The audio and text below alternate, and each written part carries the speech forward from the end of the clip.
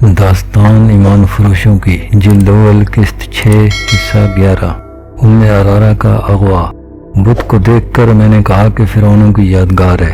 حبشیوں کی لاشیں پڑی تھیں، ہر جگہ گھوم پھر کر دیکھا۔ دو پہاڑیوں کے درمیان ایک کھنڈر تھا جو فرعونوں کے وقتوں کی خوشنما عمارت تھی۔ دیواروں پر اس زمانے کی تحریریں تھیں، الفاظ لکیروں والی تصویروں کی مانند تھے۔ کوئی شبہ نہ رہا کہ یہ فرعونوں کی جگہ تھی۔ دیوار جیسی ایک پہاڑی کے دامن میں جھیل تھی جس کے اندر اور باہر دو دو قدم لمبے مگرمچھ تھے۔ جھیل کا پانی پہاڑی کے دامن کو کاٹ کر پہاڑی کے نیچے چلا گیا تھا۔ پانی کے اوپر پہاڑی کی چھت تھی، جگہ خوفناک تھی۔ ہمیں دیکھ کر بہت سارے مگرمچھ کنارے پر آ کر ہمیں دیکھنے لگے۔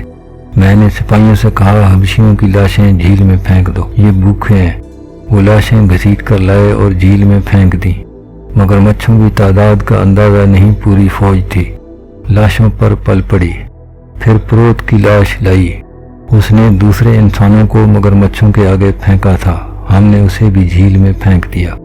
سپاہی 4 سوڈانی لڑکیوں کو لائے، وہ کہیں چھپی ہوئی تھی، عریاں تھیں، کمر کے ساتھ ایک پتا آگے اور ایک پیچھے بندھا ہوا تھا۔ میں نے اور الناصر نے منہ پھیر لیے۔ سپاہیوں سے کہا، انہیں مستور کرو۔ جب ان کے جسم کپڑوں میں چھپ گئے تو دیکھا وہ بہت خوبصورت تھیں، روتی تھیں، ڈرتی تھیں۔ ہمارے ترجمان کو انہوں نے وہاں کا حال اپنی زبان میں بیان کیا جو بہت شرمناک تھا۔ مسلمان کو عورت ذات کا یہ حال برداشت نہیں کرنا چاہیے۔ عورت اپنی ہو، کسی اور کی ہو، کافر ہو، اسلام اسے بیٹی کہتا ہے۔ ان 4 لڑکیوں کا بیان ظاہر کرتا تھا کہ وہ فرعونوں کو خدا مانتی ہیں۔ ان کا قبیلہ انسان کو یعنی خدا مانتا ہے۔ یہ جگہ خوشنما تھی، سارے صحرا میں سرسبز تھی۔ اندر پانی کا چشمہ تھا جس نے جھیل بنائی، درخت تھے جنہوں نے سایہ دیا۔ کسی فرعون کو یہ مقام پسند آیا تو اسے تفریح کا مقام بنایا، اپنی خدائی کے ثبوت میں یہ بت بنایا۔ اس میں تہخانہ رکھا اور یہاں عیش کی۔ آسمان نے کوئی اور ہی رنگ دکھایا، سورج ادھر سے ادھر ہو گیا، فرعونوں کے ستارے ٹوٹ گئے اور مصر میں دوسرے باطل مذہب آئے۔ آخر میں حق کی فتح ہوئی اور مصر نے کلمہ لا الہ الا اللہ سنا اور خدا کے حضور سرخرو ہوا، لیکن کسی نے نہ جانا کہ باطل ان پہاڑیوں میں زندہ رہا۔ الحمدللہ ہم نے خدا عز و جل سے رہنمائی لی، باطل کا یہ نقش بھی اکھاڑ کر اس رے گزار کو پاک کیا۔ اس جگہ کو سواروں کے گھیرے میں لے کر فوج نے پتھر کے اس ہیبتناک بت کو مسمار کر دیا، چبوترا بھی گرا دیا، تہخانہ ملبے سے بھر دیا۔ باہر سینکڑوں حبشی حیران اور خوفزدہ کھڑے تھے کہ یہ کیا ماجرا ہے۔ ان سب کو بلا کر اندر لے جایا گیا کہ یہاں کچھ بھی نہیں تھا۔ 4 لڑکیاں ان کے حوالے کی گئیں، 4 کے باپ اور بھائی وہاں موجود تھے۔ انہوں نے اپنی اپنی لڑکی لے لی۔ انہیں بتایا گیا کہ یہاں ایک بدکار آدمی رہتا تھا، وہ مگرمچھوں کو کھلا دیا گیا ہے۔ ان سینکڑوں حبشیوں کو اکٹھا بٹھا کر ان کی زبان میں واعظ دیا گیا، وہ سب خاموش رہے۔ انہیں اسلام کی دعوت دی گئی، وہ پھر بھی خاموش رہے۔ کبھی کبھی شک ہوتا تھا جیسے ان کی آنکھوں میں خون اتر آیا ہے۔ انہیں یہ الفاظ دھمکی کے لہجے میں کہے گئے، اگر تم سچے خدا کو دیکھنا چاہتے ہو تو ہم تمہیں دکھائیں گے۔ اگر تم اسی جگہ کو جہاں بیٹھے ہو اپنے جھوٹے خداؤں کا گھر کہتے رہو گے تو ہم ان پہاڑوں کو بھی ریزہ ریزہ کر کے ریت کے ساتھ ملا دیں گے، پھر تم دیکھو گے کہ کون سا خدا سچا ہے۔ ادھر قاہرہ میں ام ارارہ ہوش میں آ چکی تھی۔ وہ اپنی داستان سنا چکی تھی جو پہلے بیان کی گئی۔ کبھی وہ کہتی اس نے کوئی خواب دیکھا ہے، اسے ساری باتیں یاد آ گئی تھیں۔ اس نے بتایا کہ پروت اسے دن رات بے آبرو کرتا تھا اور پھول کئی بار اس کی ناک کے ساتھ لگاتا تھا۔ انہیں ارارہ کو بتایا گیا کہ اس کی گردن کٹنے والی تھی، اگر چھاپا مار بر وقت نہ پہنچ جاتے تو اس کا سر غار میں اور جسم مگرمچھوں کے پیٹ میں ہوتا۔ نازک سی یہ حسین لڑکی خوف سے کانپنے لگی، اس کے آنسو نکل آئے۔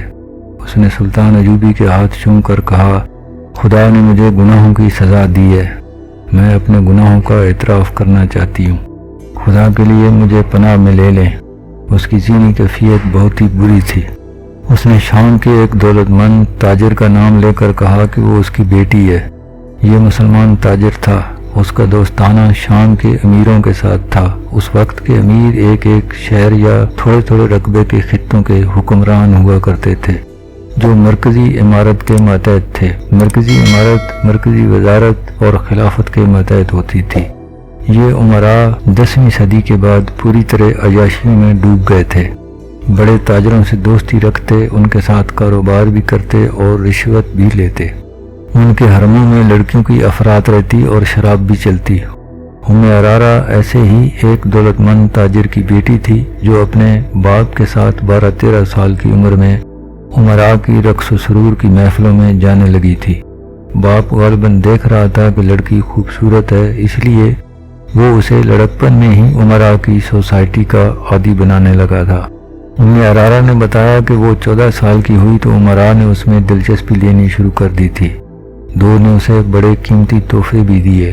وہ گناہوں کی اسی دنیا کی ہو کے رہ گئی۔ عمر کے 16ویں سال وہ باپ کو بتائے بغیر ایک امیر کی درپردہ داشتہ بن گئی، مگر رہتی اپنے گھر میں تھی۔ وہ دولت میں جنی پلی تھی، شرم و حیا سے آشنا نہیں تھی۔ 2-3 سال بعد وہ باپ کے ہاتھ سے نکل گئی اور آزادی سے 2 اور امراء سے تعلقات بنا لیے۔ اس نے خوبصورتی، چرب زبانی اور مردوں کو انگلیوں پر نچانے میں نام پیدا کر لیا۔ باپ نے اس کے ساتھ سمجھوتا کر لیا۔ گزشتہ 6 سال سے اسے ایک اور ہی قسم کی ٹریننگ ملنے لگی تھی۔ یہ 3 امراء نے مل کر سازش کی تھی جس میں اس کا باپ بھی شریک تھا۔ اسے خلافت کی جڑیں کھوکھلی کرنے کی ٹریننگ دی جا رہی تھی۔ آگے چل کر اس سازش میں ایک صلیبی بھی شامل ہو گیا۔ یہ امراء خود مختار حاکم بننے کے خواب دیکھ رہے تھے۔ صلیبیوں کی مدد کے بغیر یہ ممکن نہ تھا۔ عرارہ کو نور الدین زنگی اور خلافت کے درمیان غلط فہمیاں پیدا کرنے کے لیے بھی استعمال کیا گیا تھا۔ صلیبیوں نے اس مہم میں 3 عیسائی لڑکیاں شامل کر کے ایک زمین دوز محاذ بنا لیا۔ انہوں نے جب دیکھا کہ مصر میں صلاح الدین ایوبی نے نام پیدا کر لیا ہے اور اس نے 2 ایسے کارنامے کر دکھائے ہیں جس نے اسے مصر کا وزیر یا امیر نہیں بلکہ بادشاہ بنا دیا ہے، تو عرارہ کو خلیفہ العاضد کی خدمت میں تحفے کے طور پر بھیجا گیا۔ اسے ایک یہ مہم سونپی گئی کہ خلیفہ کے دل میں صلاح الدین ایوبی کے خلاف دشمنی پیدا کرے اور سابق سوڈانی فوج کے جو چند ایک کام فوج میں رہ گئے ہیں انہیں العاضد کے قریب کر کے سوڈانیوں کو ایک اور بغاوت پر آمادہ کرے۔ دوسری مہم یہ کہ خلیفہ العاضد کو آمادہ کرے کہ سوڈانی جب بغاوت کریں تو انہیں ہتھیاروں اور ساز و سامان سے مدد دے اور ممکن ہو تو صلاح الدین ایوبی کی فوج کا کچھ حصہ بھی باغی کر کے سوڈانیوں سے ملا دے۔ خلیفہ اور کچھ نہ کر سکے تو اپنا محافظ دستہ سوڈانیوں کے حوالے کر کے خود سلطان ایوبی کے پاس جا پناہ لے اور اسے کہے کہ اس کے محافظ باغی ہو گئے ہیں۔ مختصر یہ کہ صلاح الدین ایوبی کے خلاف ایسا محاذ قائم کرنا تھا جو اسے مصر سے بھاگنے پر مجبور کر دے اور باقی عمر گمنامی میں گزار دے۔ عرارہ نے سلطان کو بتایا کہ وہ مسلمان کے گھر پیدا ہوئی تھی لیکن باپ نے اسے مسلمانوں کی ہی جڑیں کاٹنے کی تربیت دی اور سلطنت اسلامیہ کے امراء نے اپنے دشمنوں کے ساتھ مل کر اپنی ہی سلطنت کو تباہ کرنے کی کوشش کی۔ اس لڑکی نے خلیفہ العاضد کا دماغ اپنے قبضے میں لے لیا اور سلطان ایوبی کے خلاف کر دیا تھا۔ رجب کو وہ سازش میں شریک کر چکی تھی۔ رجب نے 2 اور فوجی حکام کو اپنے ساتھ ملا لیا تھا۔ رجب اس سلسلے میں خلیفہ کے محافظ دستے میں مصریوں کی جگہ سوڈانی رکھتا جا رہا تھا۔ عرارہ کو خلیفہ کے پاس لائے ابھی 2-2.5 مہینے ہوئے تھے، وہ قصر خلافت پر غالب آ گئی تھی اور حرم کی ملکہ بن گئی تھی۔ اس نے یہ انکشاف بھی کیا کہ خلیفہ سلطان ایوبی کو قتل کرانا چاہتا ہے اور رجب نے حشیشین سے مل کر قتل کا انتظام کر دیا ہے۔ یہ محض اتفاق کی بات ہے کہ سلطان ایوبی نے خلیفہ کے بیکار وجود اور عیش پرستی سے تنگ آ کر اس کے خلاف کارروائی شروع کر دی تھی، اور یہ بھی اتفاق تھا کہ عرارہ کو وہی لوگ اغوا کر کے لے گئے جنہیں وہ سلطان ایوبی کے خلاف لڑانا چاہتی تھی، اور یہ بھی ایک اچھا اتفاق تھا کہ سلطان ایوبی نے رجب سے محافظ دستے کی کمان لے کر وہاں اپنی پسند کا ایک نائب سالار بھیج دیا تھا۔ مگر ان اتفاقات نے حالات کا دھارا موڑ کر سلطان ایوبی کے لیے ایک خطرہ بھی پیدا کر دیا تھا۔ سلطان ایوبی نے عرارہ کو اپنی پناہ میں رکھا۔ لڑکی بری طرح پچھتا رہی تھی اور گناہوں کا کفارہ ادا کرنا چاہتی تھی۔ قدرت نے ایک ایسا دھچکا دے کر اس کا دماغ درست کر دیا تھا۔ سلطان ایوبی ٹھنڈے دل سے سوچنے لگا کہ اس سازش میں جو حکام شامل ہیں ان کے ساتھ وہ کیا سلوک کرے۔ دوسرے دن الناصر اور بہاؤالدین شداد فرعونوں کا آخری نشان مٹا کر فوج واپس لے آئے۔ 8 دنوں بعد رات کا پچھلا پہر تھا۔ سلطان ایوبی کے جاگنے میں ابھی کچھ دیر باقی تھی۔ اسے ملازم نے جگا کر کہا، الناصر، علی اور 2 اور نائب آئے ہیں۔ سلطان اچھل کر اٹھا اور ملاقات کے کمرے میں چلا گیا۔ ان حکام کے ساتھ ان دستوں میں سے ایک کا کماندار بھی تھا جو شہر سے دور گشت کرتے تھے۔ سلطان ایوبی کو بتایا گیا کہ کم و بیش 6000 سوڈانی، جن میں برطرف سوڈانی فوج کے افراد ہیں اور اس وحشی قبیلے کے بھی جس کے عقیدے کو ملیہ میٹ کیا گیا تھا، مصر کی سرحد میں داخل ہو کر ایک جگہ پڑاؤ کیے ہوئے ہیں۔ اس کماندار نے یہ عقل مندی کی کہ عام لباس میں 2 شتر سوار یہ معلوم کرنے کے لیے بھیجے کہ اس لشکر کا کیا ارادہ ہے۔